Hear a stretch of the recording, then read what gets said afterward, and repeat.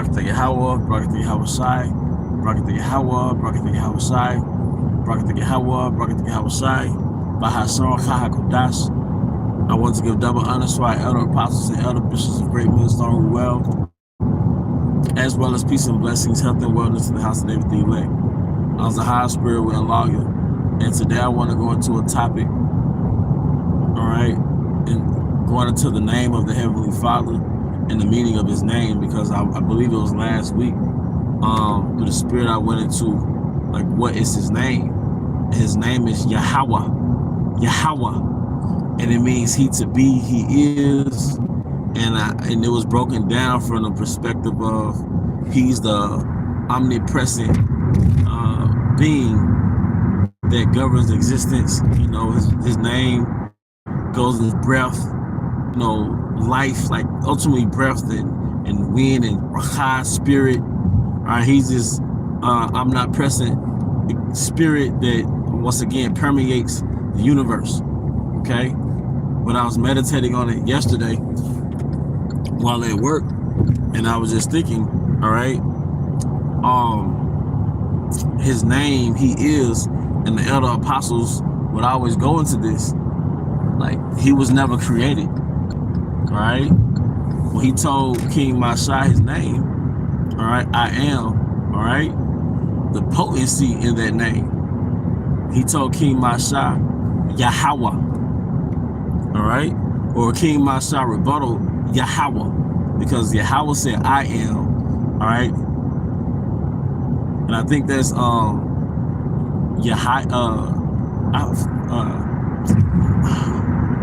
I am, but it's what King Mashai rebuttal He is, which is Yahweh, because people would say His Hebrew name wrong because they would interpret I am and they would say it in first person, but you don't say His name in first person, all right. You said in second person, all right, which is He is. And He is basically the answer, all right, for what you see all around you.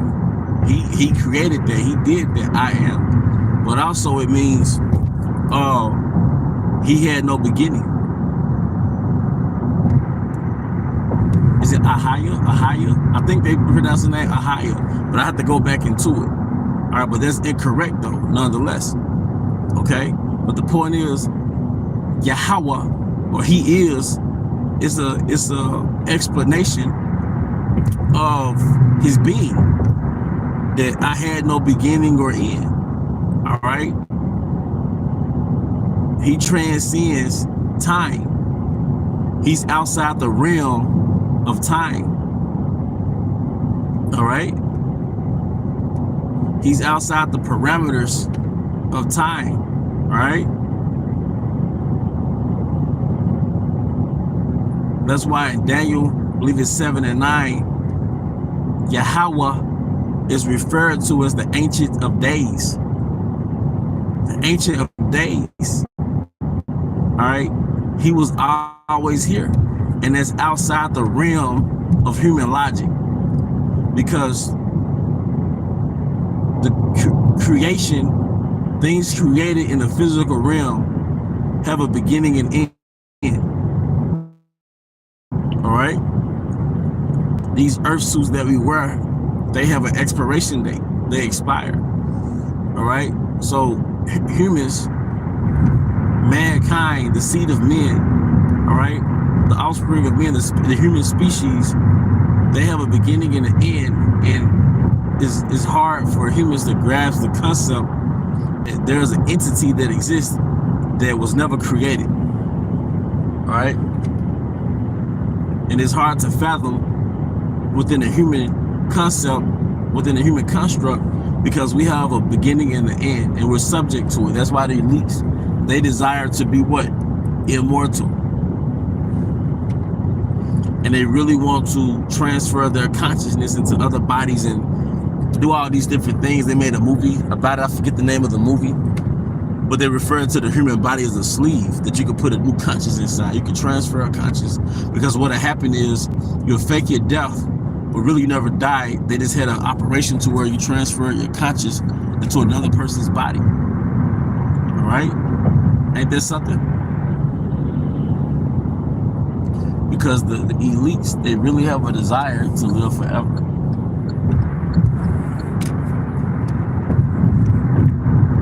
Okay, but the great he is, the great I am, that name is a demonstration of his power.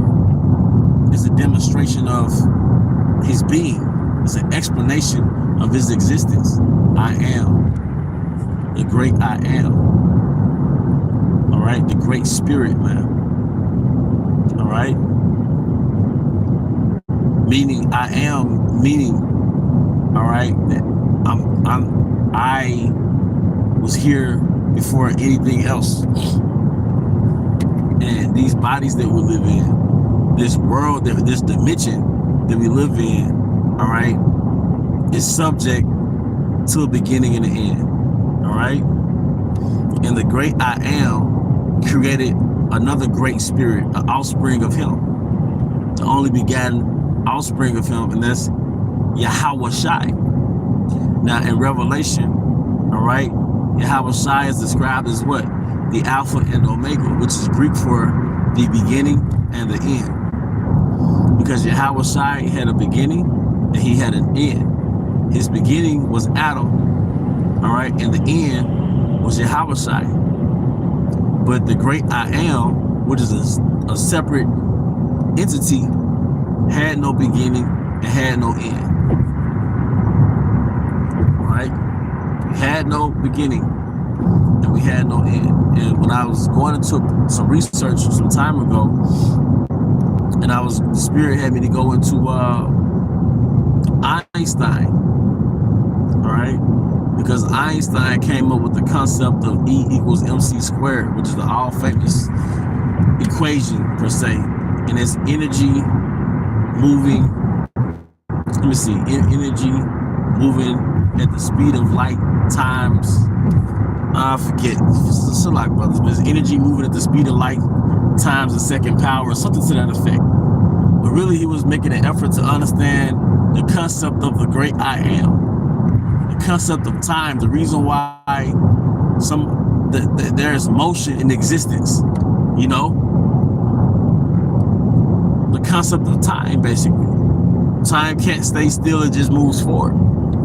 And roughly, just generally speaking, it was making an effort to understand Yahweh. All right? Energy equals MC squared. Like, what is energy? All right, but who created energy? What is Yahweh by his side? Ultimately, he's the energy, the source of energy. All right? Or what really is spirit. But in science, it's called energy. What really is spirit. So they were making an effort to grasp the understanding of spirit, man. The great spirit, man. It's as though your creation is making an effort to understand the creator. You know?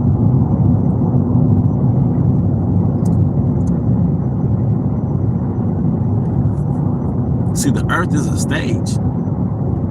The earth is a stage where spirits enter into human form in these bodies to play out their divine judgment, or what they would call karma.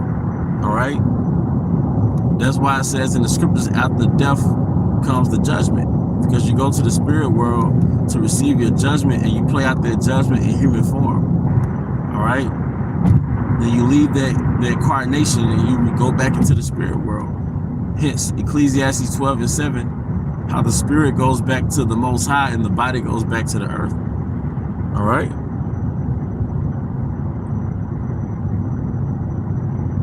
That vapor goes back to Yahweh Bahashim Yahushai. All right. But you come down in these bodies, all right, to play out your divine judgment, to play out your judgment on this earth, on this planet. You know? And it's a beautiful science to know that. Beautiful thing. You're going to get judged in these bodies. If the Most High made you conscious of the fact that you're under 24-hour surveillance and all of your actions are going to be accounted for when you go back to the spirit world, man, you be walking on eggshells, man. You be praying 20,000 times a day, you know? I'm just using a figure of speech. I'm just, I'm exaggerating, of course. But if you were aware, if you were really made conscious that you're under 24-hour surveillance, man, you'd be walking on eggshells, man. But it tells you in the scriptures that you're going to get judged based off what you do in your body. That's why that whole my body, my choice is anti-Yahweh Bahashim Yahushai. It's anti-Messiah, man. No, you're going to get judged by the Most High based off what you do in these bodies. That's why we're in this true catching our hell, all right? Because we're really getting purged from our iniquities of what we did before we came into this truth and what we did in our past lives, man. We're so-called playing out our karma, which is really what's scared divine judgment. I prefer to say divine judgment. But you can just say judgment. We're playing out our judgment.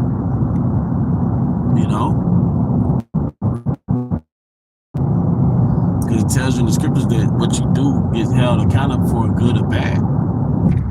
You're going to get rewarded for your good behavior and bad behavior. So when you come into the knowledge, we're coming to get judged. We're coming to get purged of our bad behavior. Hence, Hebrews the 12th chapter, around the 6th verse. Despise not the chastening of Yahweh Bahashim Yahushai, for whom the Lord loved thee, chastening. Because if you go into the word chastening, it also goes into to cultivate. He's showing us how to walk like him. He's symbolizing us from our fleshly existence, our primitive state. Look how Esau alleged to do with Gad, the so-called Native Americans, kill the boy, save the Indian, in his reformatory school, where this truth is a reformatory school. So that's how Gad had to cut his hair, and wear those European suits. Well, a lot of us had to cut our dreads or, grow our beard, The Most High was civilizing us, man.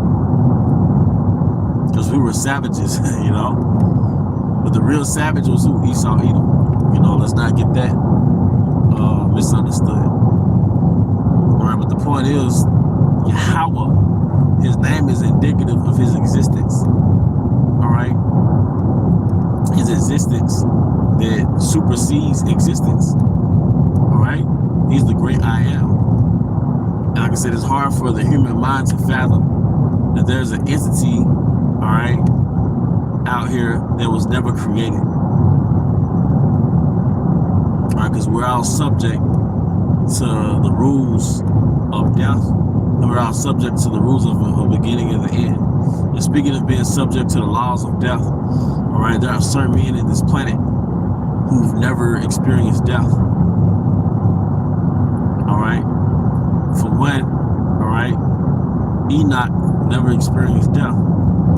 It says he was translated to Yahweh Bahashim Yahushai by way of a chariot. Enoch went into the spirit world in a chariot, man. That was the level he was on. All right. Same thing with Elijah.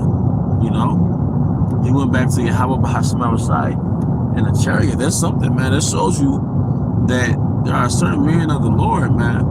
They're not going to seek death. They're not going to experience death. That's why Yahweh said in the book of Mark, there will be some of you standing here that will not experience death, man.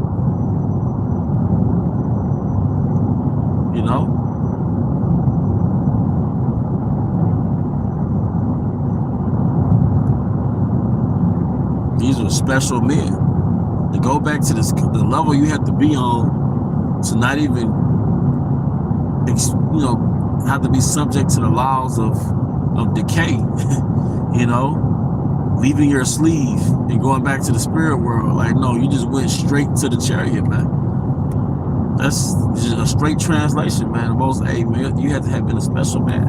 And we all know who Elijah was, coming back. That's pretty much the point, man. And with that, till the next time, shalom.